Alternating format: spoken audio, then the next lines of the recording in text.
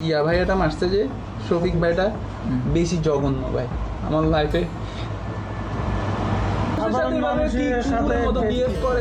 দর্শক 2024 সালের জুলাই মাসের সেই রক্তক্ষয়ী গণ অভ্যুত্থানের পর এদেশের সাধারণ ছাত্র জনতা একটি নতুন বাংলাদেশের স্বপ্ন দেখছিল এমন একটি স্বাধীন রাষ্ট্রের যেখানে প্রতিটি নাগরিকের জানমালের নিরাপত্তা হবে রাষ্ট্রের সর্বোচ্চ অগ্রাধিকার এবং আইন শৃঙ্খলা রক্ষাকারী বাহিনী হবে সাধারণ মানুষের পরম বন্ধু।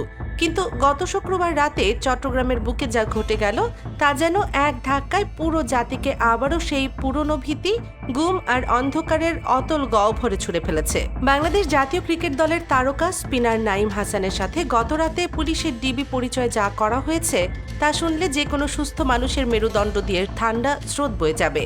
একজন আন্তর্জাতিক খ্যাতি সম্পন্ন ক্রিকেটার যিনি দেশের লাল সবুজ জার্সি গায়ে বিশ্ব মঞ্চে প্রতিনিধিত্ব করেন, তিনি যদি প্রকাশ্যে রাজপথে নিজের দেশের পুলিশের হাতে এমন বর্বরচিত নির্যাতনের শিকার হন, তবে এই স্বাধীন রাষ্ট্রে সাধারণ রিকশা চালক বা আমজনতার নিরাপত্তা কতটা অসহায় হতে পারে তা ভেবে আজ পুরো দেশ রীতিমতো স্তম্ভিত। পুরো ঘটনার বিবরণ যেন হলিউডের কোনো হাড়হিম করা ক্রাইম থ্রিলার সিনেমার দৃশ্যপটকেও হার মানায়। আমাকে লাঠি দিয়ে মারছে ভাই, লাঠি দিয়ে মারছে। চোখ নিচে নামাই কথা বলো। ওসি আমাকে বলছে, আপনাকে বলছে, আমি ওনাকে পরিচয় দিয়েছি, চোখ নিচে নামাই কথা বলো। ঢাকায় প্রিমিয়ার লিগের খেলা শেষে শুক্রবার রাতে চট্টগ্রামে নিজের বাড়িতে ফিরছিলেন জাতীয় দলের এই স্পিনার। রাত 9:40 ফ্লাইটটি কিছুটা বিলম্বিত হওয়ায় তিনি রাত 10:20 চট্টগ্রামের শাহ আমানত আন্তর্জাতিক বিমানবন্দরে অবতরণ করেন। সেখান থেকে একটি সাধারণ সিএনজি চালিত অটোরিকশায় চড়ে তিনি যখন লালখান বাজারের ফ্লাইওভার বা এক্সপ্রেসওয়ে থেকে নামছিলেন, ঠিক তখনই ওত পেতে থাকা একদল পুলিশ সদস্য তাদের গাড়ি থামার সংকেত দেয়। নাঈম হাসান ভেবেছিলেন এটি হয়তো পুলিশের কোনো রুটিন তল্লাশি, কিন্তু গাড়ি থামানো মাত্রই ডিবি বা ডিটেকটিভ ব্রাঞ্চের পরিচয় দিয়ে কয়েকজন ব্যক্তি অটোরিকশা চালকের কাছ থেকে সমস্ত নথিপত্র কেড়ে নেয়। নাঈম হাসান যখন সিএনজি থেকে নেমে নিজের ব্যাগ চেক করার কথা বলেন, ঠিক তখনই কোনো উস্কানি ছাড়াই শুরু হয় পুলিশের পৈশাচিক আস্ফালন। খুলশী থানার উপপরিদর্শক বা এসআই শফিকুল আলম এবং তার সাথে থাকা সাদা পোশাকের এক পুলিশ সদস্য নাঈমকে সজোরে ধাক্কা দিয়ে জোরপূর্বক সিএনজির ভেতরে ঢুকিয়ে দরজা লক করে দেয়। নাঈম হাসান যখন এই অমানবিক আচরণের কারণ জানতে চান, তখন ওই এসআই চরম ধমকে বলে ওঠে, তুই আসামি, তুই চুপ থাক, একটা কথাও বলবি না। ও কিছু পরিচয় না, ও মারতেছিল একটা ফাইট দিয়ে। এরপর তারা নাঈমের কলার চেপে ধরে তার গলা টিপে শ্বাস রোধ করার চেষ্টা করে এবং এসআই শফিক তার হাতে থাকা লাঠি দিয়ে নাঈমের কোমরে সজোরে আঘাত করতে থাকে।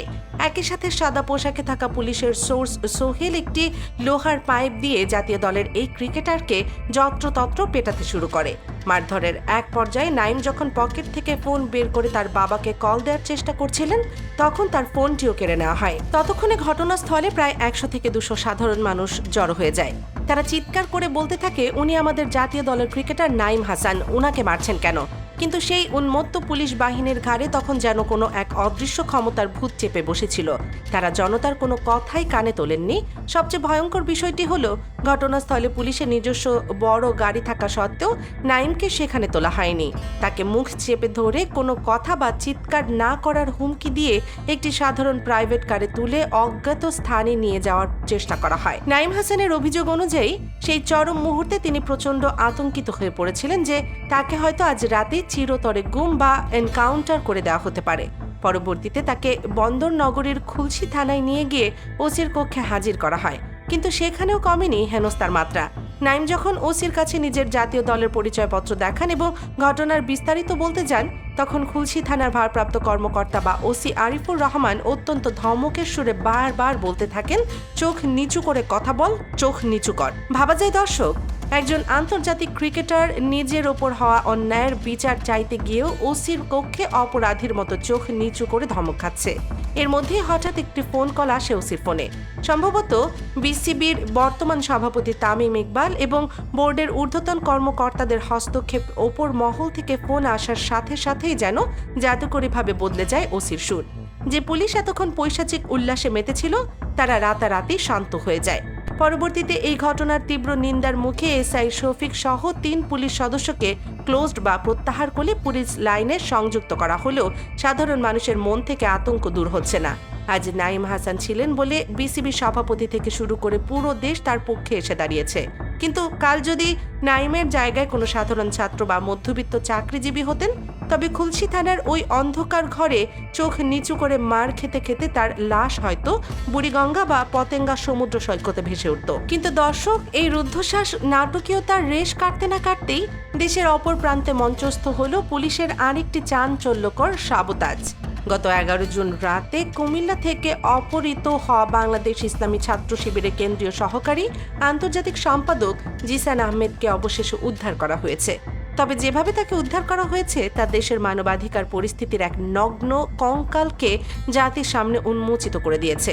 উদ্ধারের সময় জিসানের পুরো শরীরে ছিল ক্ষত বিক্ষত ও মুমূর্ষ এবং তার শরীরে ছিল অমানসিক নির্যাতন ও টর্চারের স্পষ্ট কালো দাগ।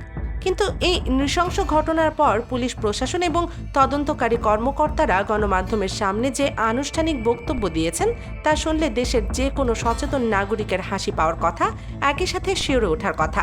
পুলিশ অত্যন্ত ঠান্ডা মাথায় দাবি করছে যে জিসান আহমেদ নাকি কোনো অপহরণের শিকার হননি, তিনি আসলে রাজনৈতিক ফায়দা লুটতে নিজেই আত্মগোপন করেছিলেন। পুলিশের এই আজব ও হাসির খোরাক জাগানো গল্পের সহজ সরল মানে দাঁড় করলে কি হয়?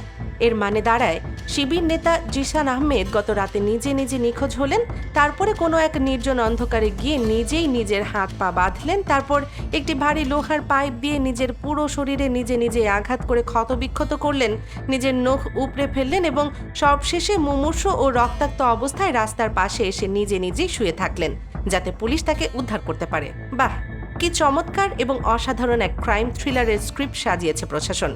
কিন্তু সাধারণ মানুষের স্মৃতিশক্তি এতটাও দুর্বল নয়। এই একই সেলফ অ্যাবডাকশন বা নিজে আত্মগোপন করার কল্পকাহিনী মানুষ বিগত স্বৈরাচারী শেখ হাসিনার 15 বছরের শাসন আমলেও প্রতিদিন শুনতে পেত।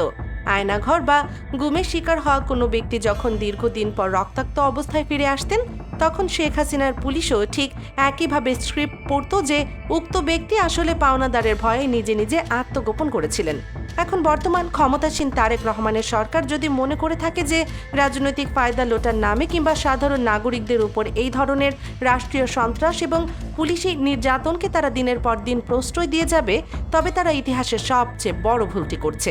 দর্শক, স্বৈরাচারের কোনো নির্দিষ্ট দল হয় না, ফ্যাসিবাদের কোনো সুনির্দিষ্ট রঙও হয় না।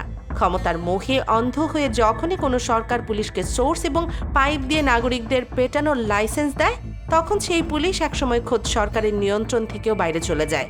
আজ ক্রিকেটার নাইম হাসান নিজের নিরাপত্তার জন্য যেভাবে রাজপথে চিৎকার করে সাধারণ মানুষের সাহায্য চেয়েছেন, সেই দৃশ্যটি আসলে পুরো বাংলাদেশের নাগরিক নিরাপত্তার দেউলিয়া রূপটিকেই ফুটিয়ে তুলছে। সরকার যদি এখনই প্রশাসনের এই বেপরোয়া এবং বিতর্কিত কর্মকর্তাদের লাগাম টেনে না ধরতে পারে, যদি প্রতিটি গুম, অপহরণ আর পুলিশি নির্যাতনের বিরুদ্ধে জিরো টলারেন্স নীতি দেখাতে ব্যর্থ হয়, তবে এই নতুন বাংলাদেশের জুলাই বিপ্লবের সাথে এর চেয়ে বড় গাদ্দারি আর কিছুই হতে পারে না।